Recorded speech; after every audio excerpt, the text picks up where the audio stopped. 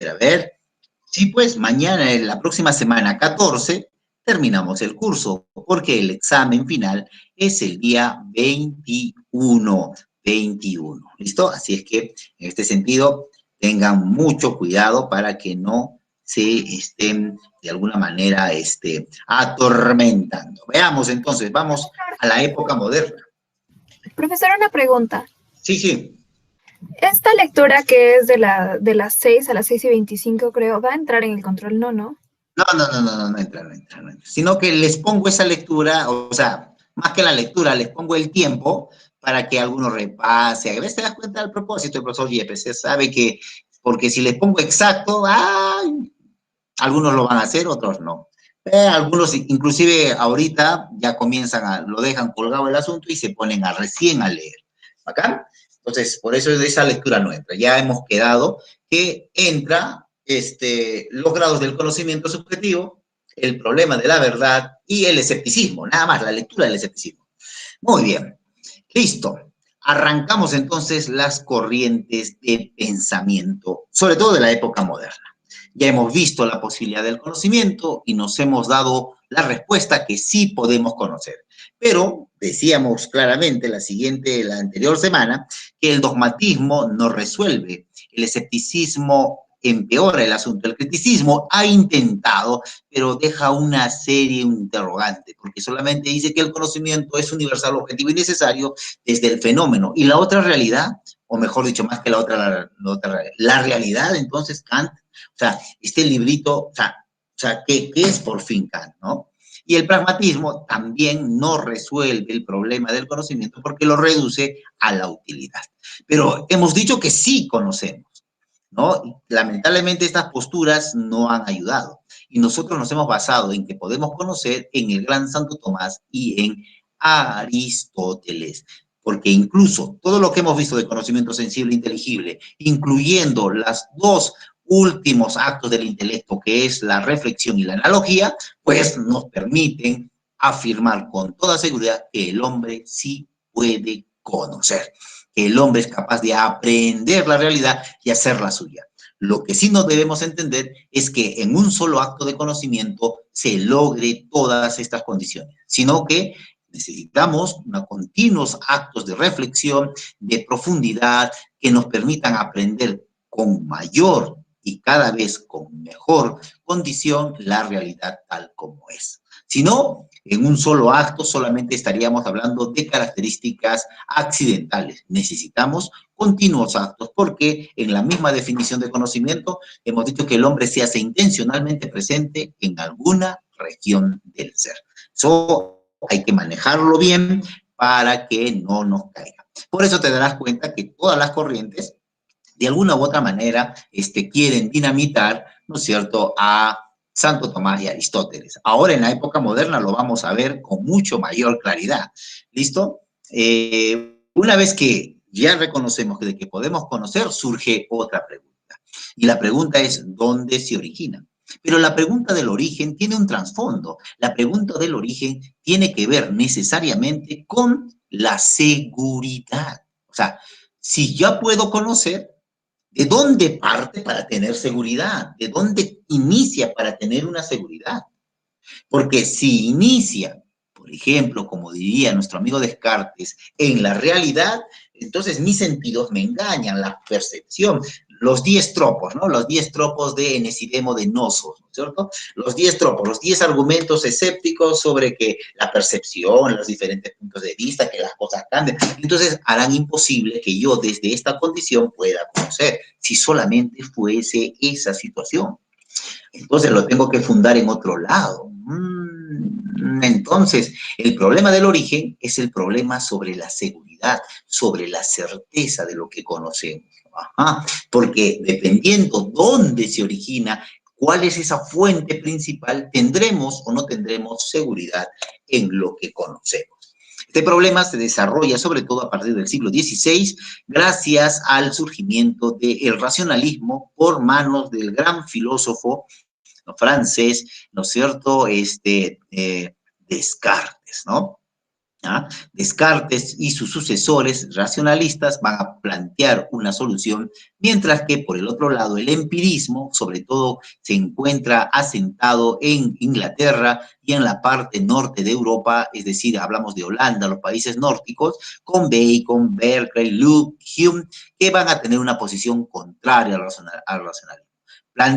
Prácticamente van a ser 2 siglos de una disputa tremenda sobre dónde se origina el conocimiento, o en la razón, racionalistas, o en la experiencia, empirismo.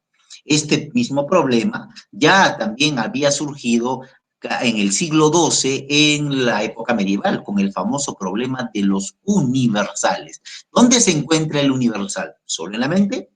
¿En el ente? ¿En las cosas? Etcétera, etcétera. ¿Dónde se encuentran estas condiciones? Ojo, ambas corrientes de pensamiento se van a disputar la hegemonía, ¿no?, del conocimiento ante una escolástica decadente, ante un movimiento escolástico que no ayudaba muchísimo al respecto, ¿no? Acá tenemos entonces un panorama, un vistazo de la filosofía moderna, que de seguro usted lo ha podido ver en Historia de la Filosofía en una de esas unidades del curso Introducción a la Filosofía, ¿no? Seguro que les han tocado ahí los principales filósofos de cada época, ¿no? Bien, entonces, la época interesante que nos toca analizar ahora es justamente este periodo moderno. Y en el periodo moderno, el problema fundamental es el problema del conocimiento. ¿Y por qué? ¿Por qué, profesor? ¿Por qué pasa esto? Hay muchos factores sociales, económicos, religiosos, intelectuales que dieron a luz a que durante 1450 hasta 1900, hasta el siglo XIX, fines del siglo XIX, de alguna manera, se centren los filósofos en, de alguna forma, hablar sobre el conocimiento y lo que éste significa. Pero miren, antes de 1450 se sucede un fenómeno, lo vamos a poner aquí. Aquí está 1450 acá arriba y aquí hay un abismo ontológico de casi 100 años. Estamos hablando de 1350, uy, qué feas letras, hasta 1450, que es el inicio de la famosa, ¿cómo se llama? Renacimiento, ¿no es cierto? Hasta ahí. Ojo, ¿y por qué hay este siglo? Es que este siglo es la decadencia de la filosofía escolástica. Es más, en los manuales de historia de la filosofía, en los buenos manuales, se dice decadencia de la escolástica, o también, para no hacer tan duros con el adjetivo, tarda escolástica, ¿no? La tardanza de la escolástica. ¿Por qué se da? Es que ya no hay los pensadores de la talla de Agustín de Hipona, de la talla de Santo Tomás de Aquino, o de Buenaventura, o de Alejandro de Ales y demás. Ya no tenemos, o sea, esos grandes, diríamos, representantes que van marcando una historia. Y aunque no había internet, eran más famosos que el opio, ¿no? Por eso, el señor José Ramón Ayllón nos dice aquí en su texto de Historia de la Filosofía, dice, ¿no?, que por lo general, producto del cansancio especulativo, y suele surgir en periodos de decadencia de la filosofía, después de una gran proliferación de teorías, prácticamente comienzan a aparecer los escepticismos, comienzan a aparecer los fantasmas filosóficos. Claro, después de ese gran despliegue que tiene Santo Tomás en la filosofía, ¿no es cierto?, y el gran desarrollo que comienzan a tener las universidades, entonces aquellos que no están preparados para continuar, ¿no es cierto?, lo que ya habían dejado los anteriores, entonces se refugian en la autoridad. Aquí se van a refugiar en la autoridad. Es decir, o sea, repiten lo que otros dijeron. Ya no hay una reflexión nueva. Es más, las reflexiones son, como le dicen, bizarras o bizantinas. ¿Cuántos ángeles entran en la punta de un alfiler? A ver, ¿quiénes dicen 10, quiénes dicen 20? Y comenzaban a pelearse si eran 10 o eran 20, etcétera, etcétera. O sea, ¿no? Sí, unas disputas increíbles que uno no podría entender cómo semejante desarrollo permitió condiciones tan superfluas. Por ejemplo, la famosa disputa entre Sepúlveda y el gran obispo peruano, es Toribio de Mogrovejo, Santo Toribio de Mogrovejo, ¿no? Sepúlveda decía que los indios, o sea, los pobladores de las Indias, pues no tenían alma, que eran una especie de animal. Mira, o sea, ¿cómo llegaron a eso? Mientras que el defensor del alma, ¿no es cierto?, de los pobladores de las Américas, denominados en ese tiempo indios, realmente eran personas, ¿no? ¿Quién ganó la disputa? Lógicamente, ganó Toribio de Mogrovejo. Pero había unas disposiciones de que habían perdido todo horizonte, como el caso de Sepúlveda con Toribio de Mogrovejo. Es una famosa discusión, ¿no es cierto?, que se liberó y que ganó, lógicamente, una buena postura de nuestro amigo. Pero muchos cayeron en la autoridad. Peor todavía cuando, al no tener argumentos, comenzaron a poner la autoridad en la fe. Ah, ¿te das cuenta?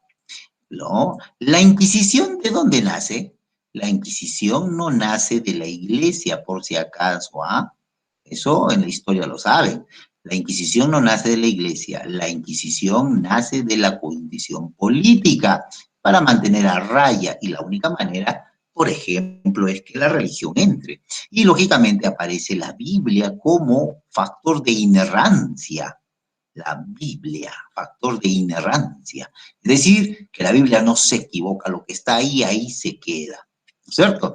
Este factor de autoridad marcado por la fe y la Biblia prácticamente hizo que todo ese encumbramiento que habían tenido no solamente la filosofía y la teología, sino las ciencias físicas, ¿no es cierto? Ojo, ya mucho antes ya se sabía que la Tierra era redonda, antes que estuviese Colón, digamos, con una evidencia de mostrarlo, pero ya se habían teorías, habían posiciones, una cosa increíble. Sería bueno que alguna vez entren a revisar los manuales de estos pensadores de la época medieval, porque muchos se van a borrar 14 siglos de la historia de un pepazo, gracias a estas condiciones. Y por eso apareció lo que se llama el nominalismo. Claro, ya no hay una metafísica, ya no se entiende ni Aristóteles, el nominalismo, ya no entienden ni Aristóteles ya. Aristóteles ya pues pasado, ¿no? Entonces lo único que hacen es repetir condiciones o simple y llanamente, más que repetir condiciones, fundamentarlos en la autoridad, nominalismo.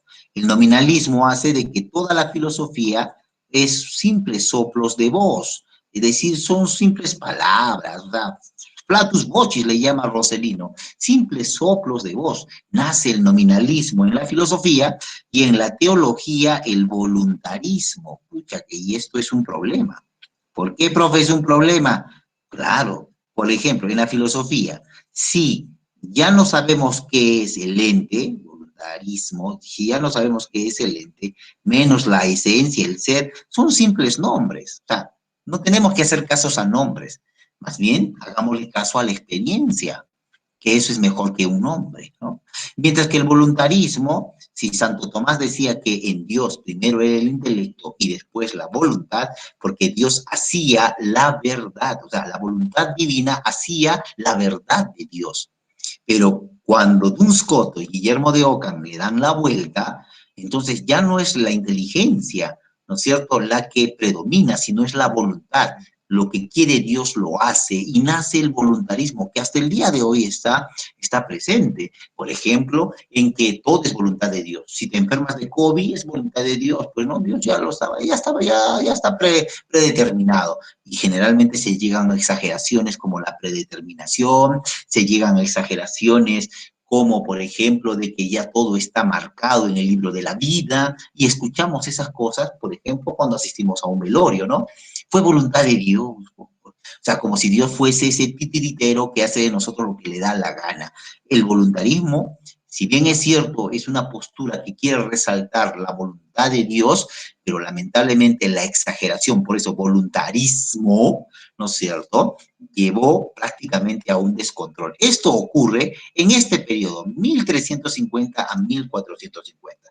Frente a esta realidad, ¿no es cierto?, frente a esta realidad, donde de alguna manera no hay nuevas reflexiones, no hay nuevos estudios, sino simples comentarios o, por ejemplo, el hablar bonito, donde el método de la época medieval era la disputatio, la disputa. Por eso Santo Tomás, cuando han leído ahora ustedes el libro, ¿no es cierto?, la de Veritates, ¿no?, la disputatio es el método, pero lamentablemente en este periodo, este método, pues cae rotundamente y solamente es el hablar bien, el hablar bonito, el convencimiento. Razón tenía que después de un gran periodo comienzan a aparecer los escepticismos, las debilidades y regresamos a lo mismo, ¿no? Es que ya no se maneja esta condición. Aquí estamos justo, entonces, en este periodo en que nos encontramos, ¿no? Creo que me he ido. Hola, profe, ya me fui, dice Miss Stephanie, me ha escrito, ¿qué dice? Que ya me fui. Ya está. Ah, ya, muy bien. Por favor, Miss, si me voy, por favor, al toque me manda un mensaje. Y he estado en una clase hablando media hora y nadie me decía nada, así que, por favor, le pido eso. Entonces, nacemos de este punto, o comenzamos a partir de este punto, y en 1450 se produce el Renacimiento, que es un movimiento cultural en que se comienza a cambiar todo eso. Y lamentablemente, ¿no es cierto?, hay muy buenas cosas, pero también hay no cosas tan buenas. Por ejemplo, en el Renacimiento humanista, o sea, se comienza a volcar todo en el centro del hombre. Si la época antigua, estos señores de aquí, todos los centraron en Dios, ¿no es cierto? Ajá, este periodo, no, eso no quiere decir que los demás periodos no hicieron, antes de esto no se hablaba, claro, pero el problema aquí se ponía la fuerza, se ponía la autoritas en Dios. Entonces, esto de aquí va a cambiar, porque aquí ya va a ser la persona humana el centro. Dios comienza a arrinconarlo un poquito más allá. Y ahí tenemos a Marcelo Ficino, Erasmo de Rotterdam, Luis Vives. Luis Vives, por ejemplo, es uno de los primeros que comienza a hablar de derechos. Mira, en 1450 ya se habla de derechos, ¿no es cierto? Ojo, derechos humanos. Mira, que después recién, en 1946, el 11 de octubre de 1946, se proclama los derechos humanos. O sea, mira, qué interesante este asunto, ¿no? Qué interesante. Luis Vives ya se adelanta. Por si acaso, todos estos patitas son católicos, muchos de ellos sacerdotes, la gran mayoría de ellos, habían laicos necesariamente, pero la gran mayoría de ellos eran católicos, confesos y profesos. O sea, no pueden decir que el Renacimiento fue algo que alguien se le inventó, que no era creyente. No, el único no creyente que podríamos tener aquí era este señor Helbert de Chembury, ¿no es cierto?, que propone él una religión natural. O sea, dice, no, nada de seguir religiones institucionalizadas, nada de que hay un jefe, subjefes, no. De cada uno según su condición, mira, ¿no? También hay la escolástica renacentista, quieren regresar a Santo Tomás, pero no hay mucha fuerza, ¿no es cierto?, donde ampararse o donde colocarse para poder desarrollar estas condiciones. ¿Acá? Ojo, después tenemos el Renacimiento científico con Copérnico, claro, Kepler, Galileo. Mira acá, mira, este muere en 1543 y este muere en 1642, casi 100 años después. O sea, prácticamente Copérnico, ¿no es cierto?, ya estaba anciano cuando nuestro amigo Galileo, de alguna manera estaba naciendo, ¿no? O sea, no, ni siquiera, creo que ni llega, ¿no? Ahorita no la tengo la fecha exacta, pero no llega, me parece, Galileo ni siquiera a, digamos, o sea, para decir que son contemporáneos, ¿no? Hay 100 años de diferencia entre uno y otro, ¿ya? Así es que, en este sentido, por eso hay que ver la historia. Si a Copérnico la Iglesia le aprobó la teoría famosa del heliocentrismo, ¿cómo 100 años después se la va a quitar a Galileo, ¿no? O sea, increíble, ¿no? O sea, si acá ya estaba aprobada, ¿cómo después a le van a hacer juicio por eso? No corre, ¿no? El problema de Galileo y la iglesia fue otro. Yo te aconsejo leer, por favor, eso, porque a veces hay cada mito, claro, a la iglesia la hacen culpable de todas las cosas, ¿no? Que persiguió al pobre Galileo, y no es tan cierto que digamos, ¿no? Hay ciertas condiciones que sí, y hay otras que no, que necesariamente se necesita, ¿no? Ojo, ¿listo? Veamos entonces ahora la filosofía política, quién no recordar a Maquiavelo con su obra El Príncipe, por si acaso, él nunca dijo, él nunca escribió El fin justifica los medios. Lo que pasa es que se deduce de toda su obra que a eso tendemos. Eso ni siquiera es de él, ¿no? Hay un autor, ahorita se me ha ido el nombre, quien pone esas palabras, ¿no? Ojo, Nicolás de Cusa, no puedo dejar de mencionar a Nicolás de Cusa. Nicolás de Cusa es obispo y pone las bases del método científico, que después Galileo desarrollará, Newton pondrá sus condiciones, pero el nacimiento es netamente, si quisiéramos apropiarnos, católico, porque Nicolás de Cusa comienza a proponer un cierto modelo que va a ser mejorado y perfeccionado. Muy bien, este renacimiento. Y también no podemos dejar de mencionar a la Reforma Protestante y a la Contrarreforma Católica, que son necesarios para todo este nacimiento. Todo este rollo permite que aparezca el racionalismo. ¿Por qué? Porque René Descartes va a buscar una condición segura, busca algo seguro.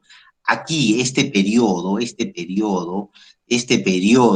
después de unas controversias terribles, de desarrollo artístico hermosísimo, o sea, hay una configuración de acontecimientos que le piden, o mejor dicho, René Descartes pide seguridad, en qué confiar, en el criterio, un criterio en el cual aferrarse para poder desarrollar o no el conocimiento. El racionalismo, como repito, nace en Francia y sobre todo se va a expandir en toda la vertiente o todo lo que choca con el Mediterráneo. Italia, Francia, España, o sea, van a estar ahí. Y los países nórdicos y sobre todo Inglaterra va a desarrollar el empirismo. Padre de la filosofía moderna, René Descartes. Máximo representante del racionalismo, Godofredo Leibniz. Padre del empirismo inglés, Bacon, aunque anterior a él habían varios otros, ¿no? Pero ya el que formula un poco mejor el asunto de la experiencia como la única forma de conocimiento se dará Bacon. De ahí vendrá Hobbes, Locke, Berkeley y sobre todo el máximo exponente. Ya lo hemos visto, ¿no? En el agnosticismo, ¿no es cierto? En ese escepticismo, David Hume, ¿no? Que va a ser el máximo exponente. Después, este periodo, ¿no? De 1600 a 1750, inclusive hasta acá, hasta 1780, yo diría, se produce un enfrentamiento entre estos dos, un enfrentamiento entre racionalismo y empirismo por demostrar cuál de ellos es diríamos, la mejor herramienta, ¿no? El que da un convencimiento seguro, evidente, de que el hombre puede conocer. Y no solamente que puede conocer, sino cuál es el origen del conocimiento. Y terminado este periodo aparece la imagen o la figura del señor Immanuel Kant. ¿Ya? Immanuel, acá hay un error, Immanuel Kant. Listo, porque Kant va a ser hijo de la Ilustración. La Ilustración es esa etapa, ¿no? Del pensamiento donde la razón se pone como la única condición de conocimiento. Todo todo el pensamiento ilustrado va a girar en torno a la autonomía del hombre y su gran capacidad de pensar. Por eso, nuestro amigo Kant le va a llamar la edad de la razón, el siglo de las luces, ¿ah? Porque va a permitir al hombre liberarse por completo de, por ejemplo, todo tipo de autoridad religiosa, eclesial, política. Gracias a la ilustración, resultado las revoluciones que cambian el panorama político de todo el mundo. Mira, la Revolución Francesa está ahí, por ejemplo.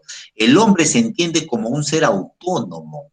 Ojo, se rechaza la revelación sobrenatural, nada de Dios, solamente lo único que se puede aceptar es lo que es racionalmente probado. Y por lo tanto se debe construir una sociedad no en base a Dios, no una sociedad teocéntrica, sino una sociedad racional. Todas las leyes las adoptamos nosotros, que somos capaces. Consecuencias de la ilustración van a aparecer muy rápido y sobre todo en la época postmoderna, guerras mundiales, matanzas, pobreza, apropiamiento, ¿no es cierto? Beneficio o búsqueda de beneficio por encima del bien común. Va a ser terrible, ¿ah? Por eso vivimos el resultado de la ilustración todavía. Ojo, entonces el señor Kant decide ver, a ver, estos están peleándose y él dice, muy bien, voy a resolver el problema, ¿no? Este problema le va a tardar a él 11 años resolverlo y va a generar un problema mayor. Immanuel Kant, con su libro Crítica de la razón pura, en vez de, diríamos, dar una respuesta total, va a generar todo un conflicto que hasta el día de hoy perdura. Y su máximo heredero, ¿no es cierto? Su máximo heredero es señor Hegel. Hegel, mira la flechita de Hegel, ¿no? Hegel va a desembocar después en la derecha hegeliana y en la izquierda hegeliana. Capitalismo y comunismo son hijos de un mismo padre, del idealismo, ¿no? Exagerado, trascendente, absoluto de Hegel. Sí, pues, si ya con Kant, perdón, con Descartes es cogito ergo sum, pienso luego existo, con Kant es cogito cogitazione, pienso solo pensamientos. Y con Hegel, cogito creaciones, mi pensamiento crea la realidad. Mi pensamiento es creador. Y con Marx, o sea, si mi pensamiento es creador, hay que ponerlo en práctica. Entonces, revolución, pues, ahí está, ¿no? O, por ejemplo, cualquier grupo que tiene una ideología va a buscar imponer su idea para hacer la praxis. Entonces, si yo soy transgénero, voy a luchar para que pongan esa identidad transgénero en la Constitución, como sea. Y si tengo poder económico, lo voy a hacer. O sea, no hay ningún problema, ¿no? Y ahí tenemos. Y prácticamente todos estos señores que estamos viendo, todos, inclusive el señor Augusto Comte, que va a resurgir el empirismo, pero va a tener una nueva manera de verlo, el positivismo, ¿no es cierto? Prácticamente van a hablar del conocimiento, al igual que, por ejemplo, el voluntarismo irracional. Ante toda esta confusión que hay acá, ante toda esta condición, por ejemplo, el voluntarismo no va a tocar el conocimiento, sino, por ejemplo, cómo estamos nosotros, ¿no? Cómo estamos los seres humanos. Nietzsche, peor todavía, ¿no? O sea, ni le interesa, donde él vive, ¿no? La voluntad de poder y todo lo demás. Bien, ya tenemos el panorama histórico y ahora nos metemos de lleno al asunto. Miren de dónde viene, ¿no es cierto?, todas las cosas, ¿no? Aquí estamos en el siglo XVII, el empirismo. Mira cómo de alguna manera se va a ir tejiendo este asunto, ¿no? Hasta desarrollar en el empirismo Bacon, Hobbes, Comenius, Locke, Newton, mira Newton y Hume, que va a ser el máximo representante. ¿Listo? Este va a ser el máximo. Mientras que el racionalismo tenemos a Descartes, a Pascal, a Malebranche, a Spinoza y a Leibniz, que va a ser el máximo representante. Para que aparezca Kant, vamos a necesitar la participación de Wolff, ¿no? De Wolff. Wolff. Wolff es un racionalista alemán que va a influenciar muchísimo en la postura de Kant.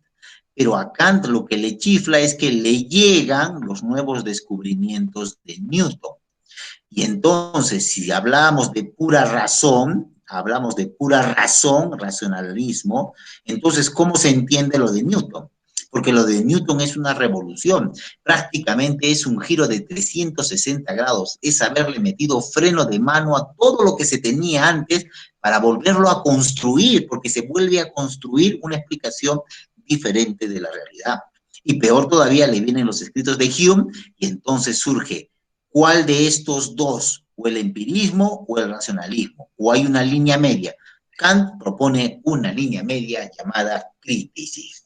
Entonces, vamos a analizar ahora el racionalismo y más que quedarnos en los filósofos, nos vamos a quedar, ¿no es cierto?, nos vamos a quedar en la corriente en general, aunque siempre tenemos que mencionar algunos de estos filósofos que han acompañado y seguirán acompañando, ¿no es cierto?, al racionalismo. Veamos entonces. Aquí en esta primera diapositiva del racionalismo tenemos los elementos importantes, ¿listo? Entonces, esta postura sostiene que el pensamiento, la razón es la fuente principal del conocimiento humano. Muy bien, acá tenemos una primera condición. La razón es la fuente principal del conocimiento. Y es más, otro argumento dice, por lo tanto, si la razón es la única forma del conocimiento humano, nacemos con ideas, innatismo de las ideas. 2. Ojo, porque no puedes aprenderlas, porque aprenderlas significa que son después de la experiencia, pero si la razón es la única fuente de conocimiento, la experiencia, no entra. Entonces, antes de la experiencia hay ideas en la cabeza, ¿no? La razón crea sus propios principios y leyes. Sí, claro, si es la única fuente, entonces tiene sus propias leyes, sus propios principios, que hacen posible el conocimiento universal y necesario. 3, el método deductivo. Aquí está el método deductivo. 4, y pues el fundamento. ¿De dónde parte todo? Va a partir desde buscar una verdad que sea clara y distinta. O sea, prácticamente podemos decir que tenemos 4 argumentos, una afirmación y 4 argumentos. ¿Listo? Aquí le vamos a poner así para que te des cuenta que son los argumentos. ¿Por qué dice que la fuente principal del conocimiento es la razón? Vamos a demostrarlo ahora. Antecesores a esto ya tenemos Platón. Platón habla de que el alma ya contempló las ideas y lo que tiene que hacer es recordar. Por eso tiene ideas, solamente que tiene que hacer reminiscencia, ¿no es cierto? El racionalismo, entonces, Descartes se va a ilusionar con la idea de dar a la filosofía un camino y una construcción cubierto, la idea de dar a la filosofía un camino y una construcción a cubierto de toda inseguridad. ¿Qué significa cubierto de toda inseguridad? Que la filosofía, en vez de que sea insegura, porque ni se ponen de acuerdo, no sabe, uno dice aquí, otro dice otra cosa, entonces tenga más bien un camino seguro, tenga algo en qué ajustarse, ¿cierto? ¿No? Y que esté liberado de toda duda, que nadie pueda dudar. Es lo que le va a apasionar a Descartes. Va a querer darle a la filosofía un método nuevo donde ya nadie pueda dudar. Sueña con un sistema de filosofía desarrollado de manera clara y tan consecuentemente con las verdades matemáticas y geométricas. En otras palabras, puedes ir ya anotando, Descartes matematiza el método filosófico. Lo quiere volver un método exacto como las matemáticas. Originalmente, su libro famoso se llama El discurso del método, pero como dice ahí, ven en la diapositiva, el discurso originalmente, según puño y letra de René Descartes, se iba a llamar el proyecto de una ciencia universal que pueda elevar nuestra naturaleza al lugar más alto de la perfección. Así se iba a llamar su libro, pero terminó llamándose El discurso del método. Descartes le había atormentado ya desde su juventud la insuperada incertidumbre de muchas verdades que se daban por ciertas. Por ello, se propuso orientar a la filosofía sobre cimientos enteramente nuevos. Por eso él escribe, mira, en sus meditaciones metafísicas dice, Pero como un hombre que marcha solo y en tinieblas, me resolví a andar tan lentamente y a poner tanta circunspección en todas las cosas, que si avanzaba muy poco, me guardaba bien al menos de caer. Mira, o sea, fue tan lento en su, diríamos, en su análisis metódico que le ha permitido ahora proponer al mundo, por ejemplo, él dice, el método seguro. René Descartes se propone construir un pensamiento seguro, ordenado y útil. Para ello se apoya en las matemáticas y plantea la manera de llegar a una certeza universal. Descartes no quiere encontrar la verdad, Descartes quiere encontrar una certeza universal. ¿Y de dónde tiene que partir? ¿De dónde tengo que partir para que encontrar esta certeza? Bien, él produce su método. Aquí está el método, las 4 partes del método famosos. ¿Listo? Dice, primero, no se admite nada que no sea evidente. Por lo tanto, lo va a someter todo a la duda. Qué desgracia. Todo va a ser duda. Hay que dividir las dificultades en partes más elementales. Hay que dividirlas en partes. Claro, o sea, si yo tengo una dificultad, lo que yo tengo que hacer es simple y llanamente asumirla en su totalidad. ¿Ya? Ojo, tercero, ordenar los pensamientos de los más fáciles a los más complicados. Una vez que los he analizado, hay que ordenarlos. Y hay que hacer una enumeración para, de alguna manera, como prueba, para que todo lo que he desarmado en el paso 2, después se vuelva, no me sobre nada y ni me falte tampoco nada. Todo esté. Este es el método de nuestro amigo Descartes que introduce en la filosofía. O sea, hay que dudar. Después hay que buscar el elemento más elemental. Y hay que dividirlo por eso en partes tal hasta llegar al punto. Una vez que lleguemos a ese punto en que ya no hay duda, entonces hay que volver a construir, pero siguiendo las enumeraciones para no dejar algo de lado. Vamos a ver si lo logró. Comenzamos. A ver, nuestro amigo Descartes a su condición le llama método o el discurso del método y de alguna manera comienza dudando de todo, porque va a buscar ese elemento, esa verdad primera y fundamental que nadie puede dudar. Y a partir de esa idea, más que esa idea, a partir de esa verdad fundamental, construir algo distinto. A ver, ¿es posible eso? Veamos. Nuestro amigo, Descartes comienza dudando, dice, hay que dudar de los argumentos de autoridad. ¿Te acuerdas? Lo que dice Platón, lo que dice Aristóteles, lo que dice Santo Tomás, hay que dudar, porque no sabemos, ¿listo? Si nos han engañado, si han llevado un método, no sabemos, solamente decimos que han dicho eso, porque está escrito en algún sitio, pero ¿será verdad? Mira, mete la duda a nuestro amigo Descartes. Segundo, tengo que dudar no solamente de lo que dicen, sino de mis propios sentidos, porque me engañan. Porque la percepción varía de un sujeto a otro y ahí destroza todo. Tercero, incluso debo de dudar de las verdades racionales, incluidas las matemáticas, porque no vaya a ser que un genio maligno se haya metido y nos hayan hecho desde siempre entender que 2 más 2 es 4 o que se cumple alguna condición. Y por lo tanto, no me puedo fiar nada de eso hasta no tener algo indudable. Claro, pues, y si se equivocó Pitágoras, si la triada, la mónada o la diada no son el fundamento de las cosas, o sea, pucha, ¿qué hacemos? ¿Mm? Por lo tanto, dice, hay un genio mal, dudo de todo, porque hay un genio maligno que me engaña en todo. Por lo tanto, yo no tengo que fiarme de esas condiciones, ni de la autoridad, ni de los sentidos, ni de las verdades racionales que dicen, ni inclusive de las matemáticas. Tengo que buscar un elemento, una idea clara y distinta. Esta es la idea clara y distinta. Una idea que debe tener 2 condiciones para que sea verdadera, clara y distinta. Indudable. ¿Y cuál es esa? El cogito. Cogito ergo sum. No puedo dudar de que estoy pensando. No puedo dudar de que estoy pensando. Porque si pienso, existo. Cogito ergo sum. Descartes no solo se esfuerza por encontrar proposiciones apodípticas o indiscutibles, sino que además procura que tales proposiciones sean explicativas de lo real. Por eso podemos decir que el conocimiento se divide con nuestro amigo Descartes. El conocimiento, aquí está Rogelio el Poroto y su chichón, ¿no es cierto? Aquí está Rogelio el Poroto y aquí está Firulais. Aquí está Firulais. Nosotros hemos hablado del conocimiento que existen tres elementos: sujeto conocente, objeto conocible, intencionalidad de la conciencia.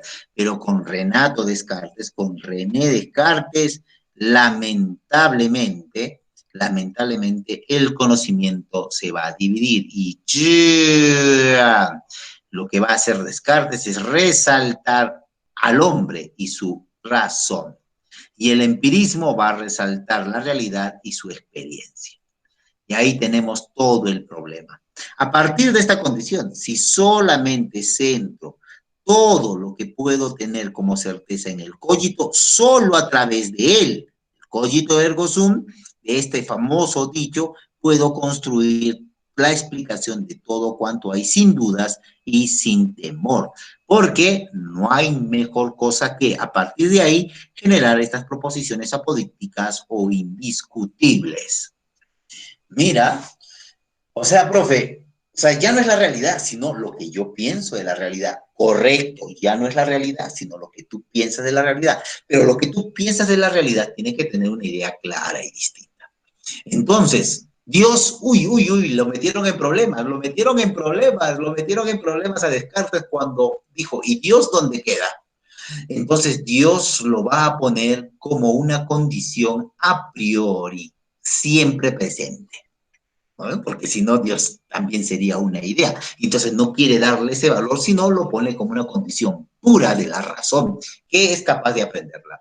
Por eso nuestro amigo René Descartes participa del famoso argumento ontológico, donde si yo tengo la idea de Dios, que es un ser perfecto, esa idea de perfección no puede no tener la existencia, porque si digo que es perfecto, entonces Dios necesariamente para hacerlo existe. ¿Ves? Eso es el salto ontológico no permitido, de lo lógico a lo ontológico. El solo hecho de pensar algo no es que significa que realmente exista, y eso es lo que va a plantear nuestro amigo. Entonces, a partir de esta condición se comienza a construir por deducción lo demás. El origen del conocimiento se da en la razón, pues ellas nos dan verdades necesarias y evidentes. Estas verdades deben ser innatas en el entendimiento humano. Ojo, entonces, solo se da en la razón, y la razón da verdades necesarias y evidentes. Por lo tanto, no puede venir de la experiencia. Y si no puede venir de la experiencia, se supone, y suponen los racionalistas, de que debemos tener en nosotros, debemos cargar en nuestra propia naturaleza esas verdades innatas. Este va a ser uno de los grandes, diríamos, problemas que el racionalismo no va a poder superar. Esta crítica a las verdades innatas prácticamente los va a destrozar. Pero no te olvides, el racionalismo es muy fuerte.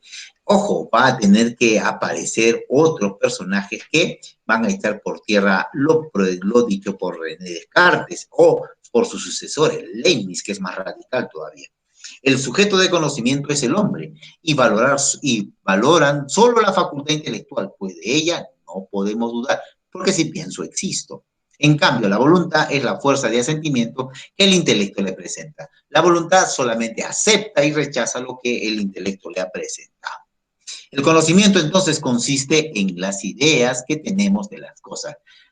O sea, no es las cosas mismas, sino las ideas que tenemos, puesto que el pensamiento piensa ideas.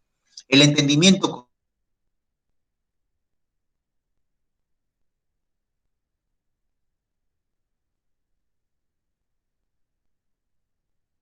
que los sentidos nos engañan. Nosotros partimos de algo mayor. El método entonces consiste en tomar un punto de partida, una verdad irrefutable, una verdad clara y distinta, cogito ergo sum, y luego mediante demostraciones se van evidenciando las demás por deducción.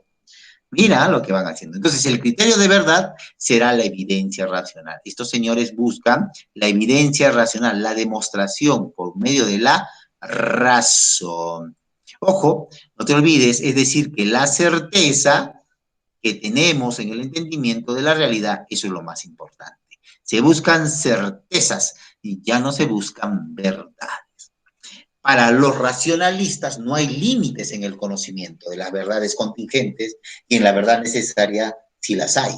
Ojo, porque existe identidad entre el sujeto y el predicado. Profe, no entiendo. Fácil, hijos míos del Perú. Para los racionalistas no hay límites entre el conocimiento de las verdades contingentes y en la verdad necesaria sí lo hay. A ver, entonces, mientras yo quiero conocer todo lo que está dentro del espacio y el tiempo, sí se puede dar. Mi intelecto, mi razón lo puede hacer.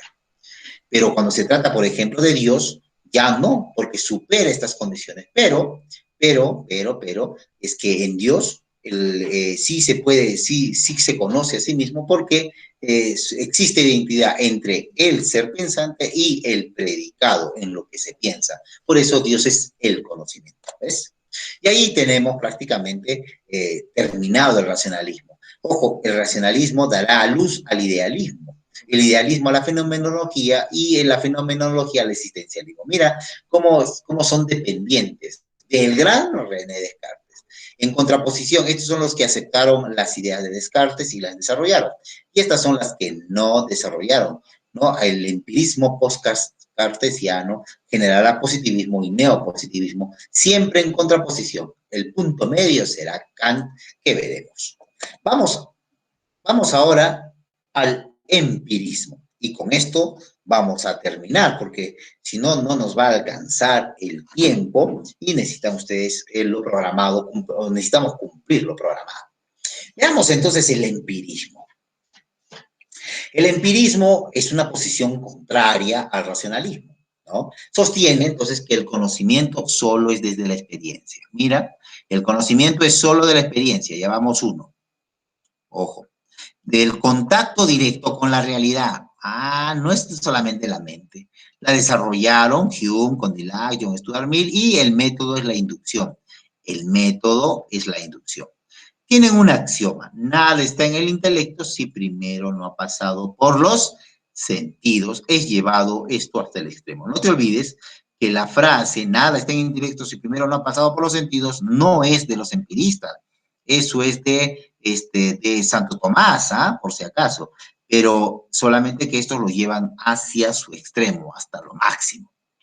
Y entonces, aquí comenzamos las distinciones.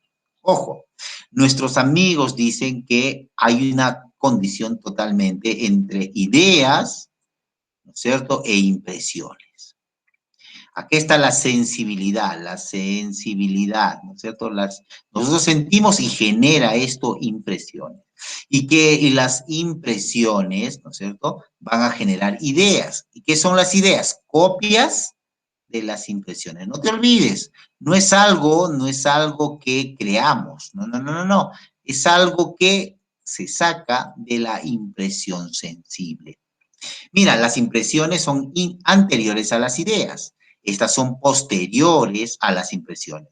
Tienen su origen en el contacto con la experiencia. Acá, un origen indirecto en la experiencia. Son más vivas, son más débiles, son siempre actuales, son siempre pasadas. Es algo inmediato, es algo mediato. Por eso, el valor que le van a dar los empiristas a las impresiones sensibles es el mejor. Mientras que como repito, son simples copias débiles de la realidad. Ojo, profe, no entiendo todavía, con esto lo vas a entender. Entonces, lo que quieren decir estos señores es que nosotros, nuestras ideas son secundarias, las ideas son, digamos, consecuencias, primero, de las impresiones sensibles. ¿Qué conocemos? Conocemos impresiones. ¿Y qué son las ideas que tenemos? Son las copias débiles de esas impresiones. Ya vamos entendiendo. Entonces, una impresión, por ejemplo, simple es ver una superficie de color verde. Pero una impresión compleja es ver Arequipa desde el Misti. Entonces, generan diferentes condiciones, porque esa sensación, esa vivencia, esa experiencia de estar en el Misti es totalmente distinta a simplemente ver un pasto verde de 1 metro cuadrado. Es totalmente distinta. Las ideas también son simples y complejas. Las ideas simples son el recuerdo de las impresiones simples, mientras que las ideas complejas es el recuerdo de la visión de Arequipa desde el mismo. Por lo tanto, las ideas están sometidas a las impresiones. ¿Quiénes dominan nuestro mundo? Las impresiones. Y nuestras ideas son copias débiles. Por lo tanto, nosotros no conocemos ideas. Nosotros conocemos sensaciones. Nosotros conocemos la experiencia. ¿Sabes? Ahí está el punto.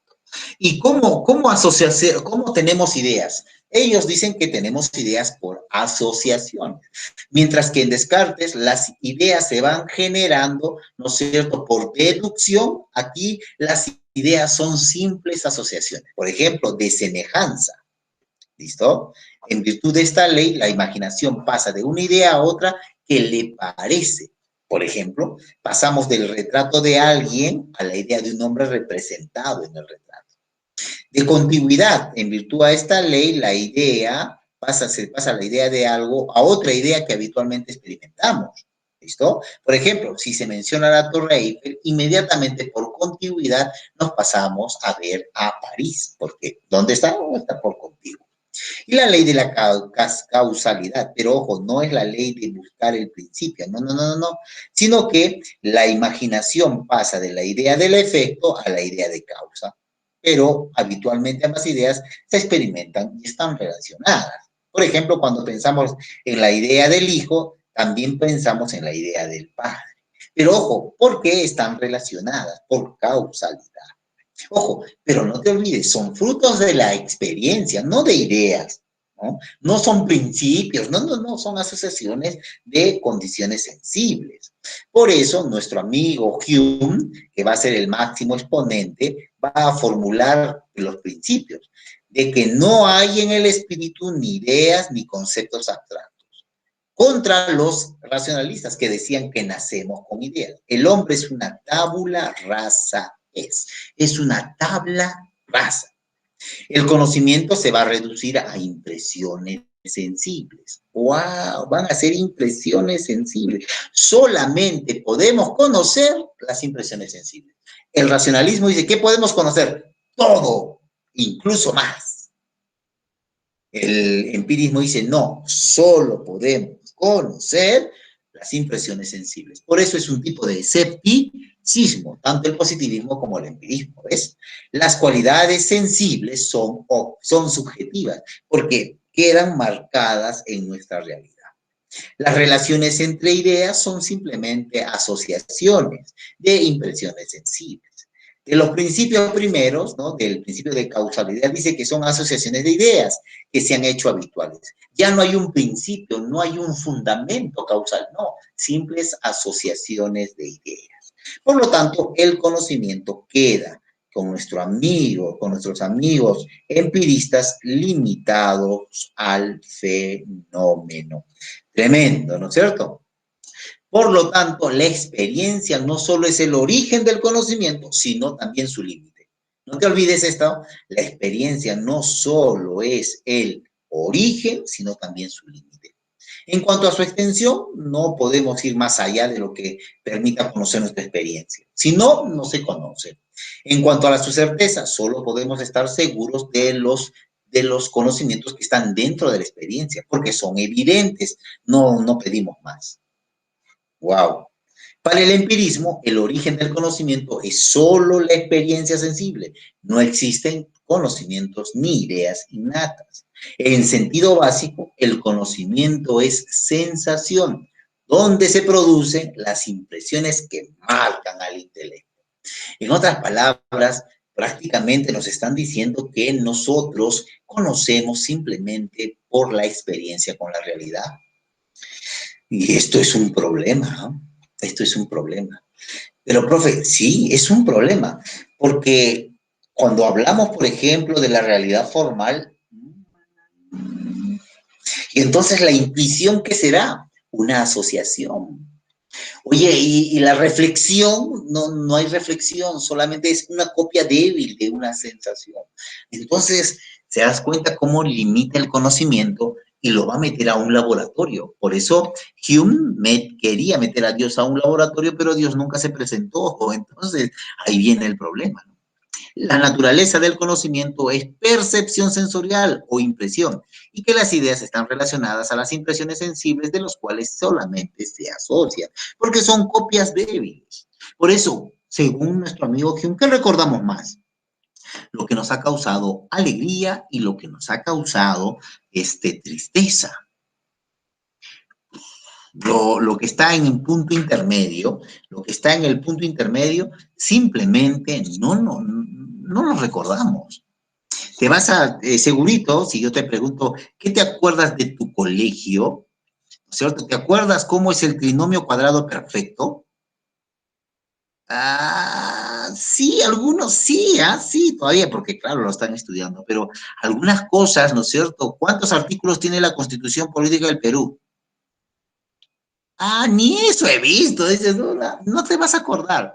Pero sí, segurito, cuando te reúnes con tus compañeros de promoción, ¿de qué te acuerdas? De una broma que hicieron, de algo que pasó a la Miss, del profesor que se le reventó el pantalón, de que cuando se cayó el profesor y todos se burlaron, cuando una compañera se fue de cabeza a la piscina, o sea, de esas cosas, de impresiones sensibles, ¿te acuerdas? Lo demás, no. Wow, mira lo que están diciendo estos señores. Por eso, el límite, el inicio y el límite es la experiencia. Todo lo demás son asociaciones. Ojo, lo bueno de nuestros amigos empiristas, todo lo que tienen, lo bueno es que no desechan las ideas. Por ejemplo, los racionalistas exaltan el valor de la razón y desechan la experiencia. Mira la diferencia, ¿no? Los empiristas aceptan que hay ideas, pero estas ideas son copias débiles, simples, se forman por asociaciones. Mientras que el racionalismo es más radical. El racionalismo niega por completo, ¿no es cierto?, la condición que venga de la experiencia. Ahí están sus límites. El criterio de verdad, entonces, para nuestros amigos empiristas será la evidencia sensible. El conocimiento, si tiene límites, se basa solo en lo que nuestros sentidos pueden captar. El conocimiento no trasciende la experiencia, no va más allá, solamente. Por eso Dios, te das cuenta, no puede entrar ahí. Y tenemos un pequeño y último diapositiva del día de hoy con estas condiciones, ¿no es cierto? Mira las diferencias entre unas y otras. Ojo, ojo, ojo, ¿ves? Mira, cuando hablan de diferencia, están en relación a lo que estudian. En relación a lo que estudian, uno estudia las ideas de la mente y los otros los fenómenos sensoriales. Las ideas son innatas para el racionalismo, sí, y para el empirismo, no. La fuente de conocimiento es la razón y para los otros son los sentidos. Y el conocimiento sensorial es falso y engañoso para el racionalismo y necesario y único posible para el empirismo. La actividad racional es necesaria y única y posible. Y mientras que para el empirismo solo basada en lo material aportada por los sentidos, ¿no? Se hace por asociación. Las ideas abstractas sí son posibles, son deseables y la razón puede conocer todo lo que desee. Aquí, las ideas abstractas son imposibles, solo podemos conocer lo que está dado por los sentidos. Método deductivo y parte de axiomas y el otro es el inductivo. No te olvides, ¿no? Esta condición. Yo difícil, te voy a preguntar en el examen final, diferencia entre racionalismo y empirismo. Yo te voy a preguntar sobre todo por una de ellas. Te voy a decir, ¿por qué?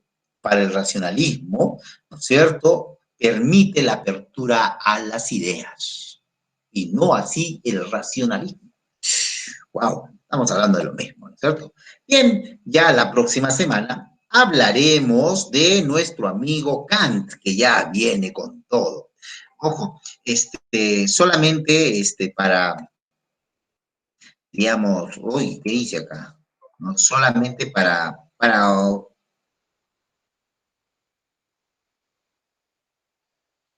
no sé qué pasó acá, algo me ha pedido mi esto. A través del asistente de conexión, a través de búsqueda ese proxy. ¿Me han estado viendo o ya me fui? No, sí estoy presentando. A ver, después miraremos ese error. A ver, miremos este asunto, miren.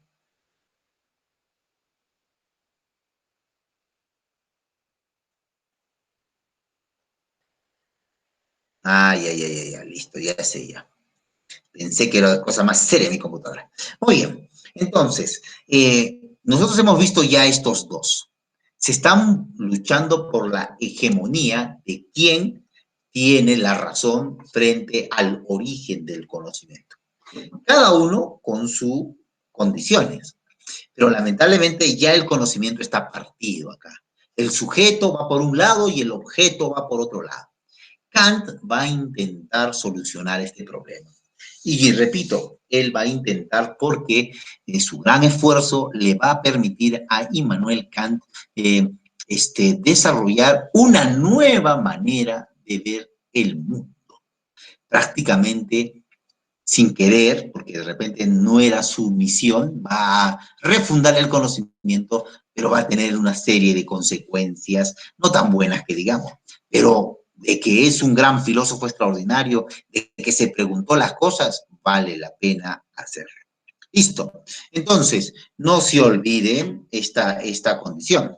¿Hasta ahí alguna pregunta, duda e incertidumbre que tengan frente el tema del día de hoy? Que bueno, es muy simpático. Les hemos dejado una pequeña lecturita del racionalismo y el empirismo, listo, muy suavecita, que viene del libro del señor Hessen, ¿no es cierto? Teoría del conocimiento, listo, que prácticamente lo que hemos desarrollado nos va a ir contando otra vez.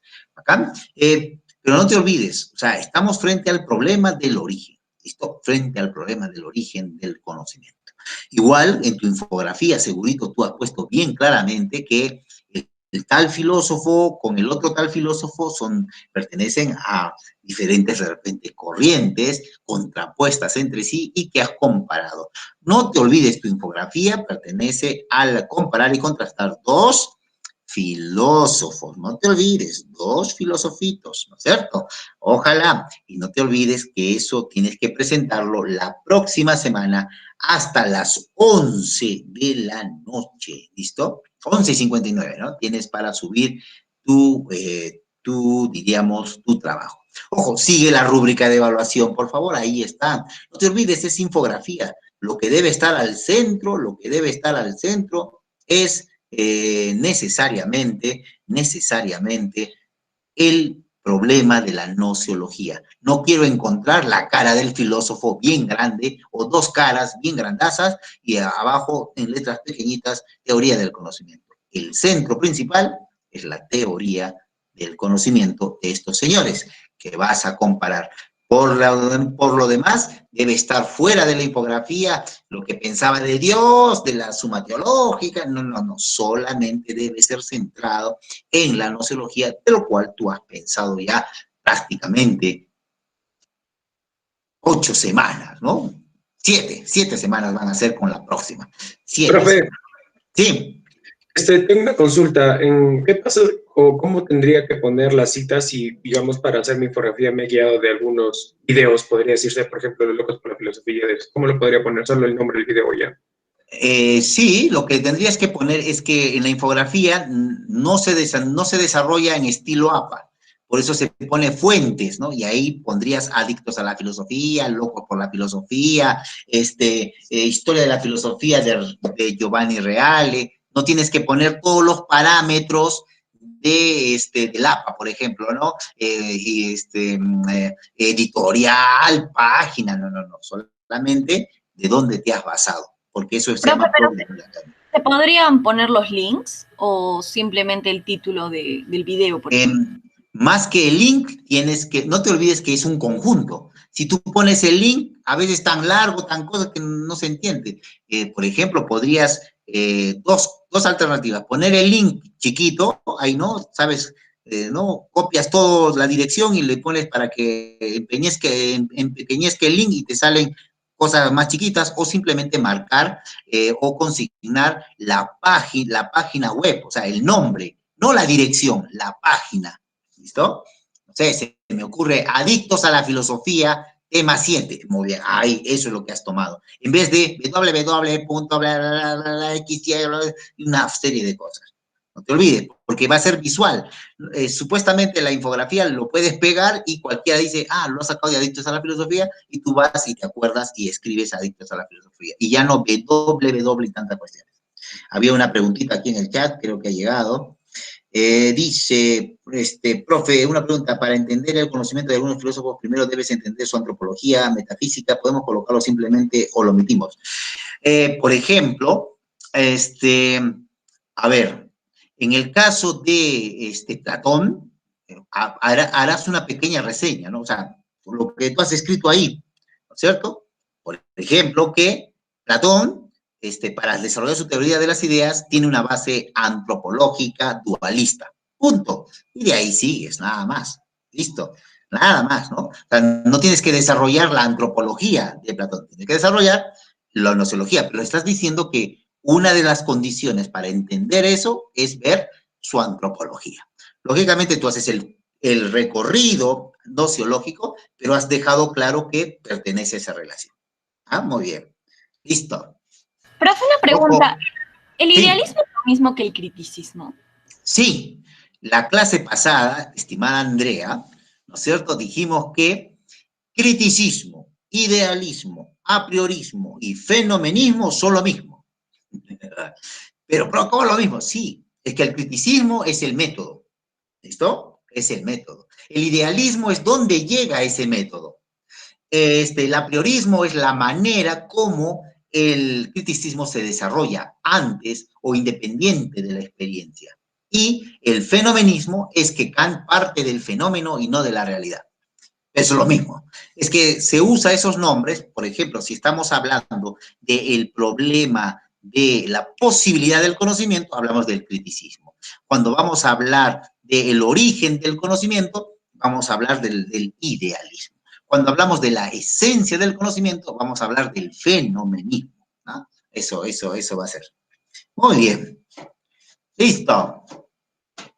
Muy bien, jóvenes. Tienen 15 minutos para sobajearse un poco, aunque menos, ¿no? Porque hemos dicho 25. Sí, está bien, 15. 15 minutos para, a ver, despertarse. Como he visto ahí a mis alumnitos, han pegado todo su plagio en la pared, ¿no es cierto? Jugamos ahí del colegio, ahí, los chicos ahí en su computadora y todo pegado ahí para resolver las cosas. Péguenlo, aprovechen, ¿no es cierto? Y de alguna manera, no se olviden, piensen antes de contestar. Ojo, vale 5 puntos cada pregunta. 5 por 4, 20. Así es que hoy día no hay nada que marcar, solo reflexión y contestar. No te olvides, yo no pido conceptos, yo pido que relaciones los conceptos y puedas deducir, inferir, argumentar, sustentar tu postura. ¿Ah? Muy bien, jóvenes. Profe, ¿está muy difícil el examen? No, no creo. Si has leído a conciencia, has hecho tu propio resumen, has marcado tus cosas, muy fácil lo vas a resolver. Es más, por eso está 30 minutos, ¿verdad? O sea, prácticamente a 5 minutos cada uno serían 20 y tienes 10 para... Ahora, si a partir vas a comenzar a buscar recién en los libros, en el link, ya fuiste, ya. Ahí sí. Nos vemos entonces, jóvenes. ¿Alguna pregunta más? Duda, incertidumbre. Uy, ya hay 41, es increíble. Comenzamos con 20. A la próxima hay que ponerles puntos a los que llegan temprano. Muy bien, nos despedimos entonces, ya que no hay ninguna pregunta, de Abel, de Adrián. Dime, Adrián.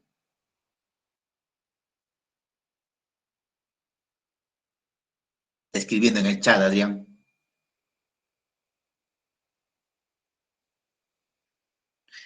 El tamaño de la infografía. Nosotros hemos pedido un A4, hijo. Nada más. No te olvides, todo eso está en la segunda clase después del parcial. Ahí vas a encontrar las cosas. Es en PDF y un A4. Puede ser horizontal o puede ser vertical. No hay ningún problema. La infografía puede soportar esas condiciones. Listo. Bien, jóvenes, entonces. Si no hubiese otra pregunta más, igual la pueden hacer en el chat, no hay ningún problema. Me despido de Abel, de Adrián, de Alex, de Alexander, de Camila Jiménez, de Camila Delgado, de Carlos, de Daniela, del Pilar Lonconi. ¿Dónde está Danielita Monroy? Se fue. Débora, Edu, Fran, Juliana, Guillermo, Jafet, Yanira, Jeremy, Jimena Cabana, Jimena David, Johan, Johnny, Juan, Juliana, Junior, Catherine, Luis, Antonio, Luis Gerardo, María de los Ángeles, Mauricio, Mauricio Choque, Mauricio Bando, ese Mauricio Bando, ¿ah? Mauro, Milagros, Olenka, Patrick, Piero, Renato, Sebastián Ampuero, Sebastián Pinto y Miss Stephanie, que ya leí su correo, mi cita, su mensaje. A ver, vamos a ver qué ha pasado ahí. ¿Listo? No se preocupen entonces, jóvenes, nos vemos la próxima semana. Al infinito y más allá.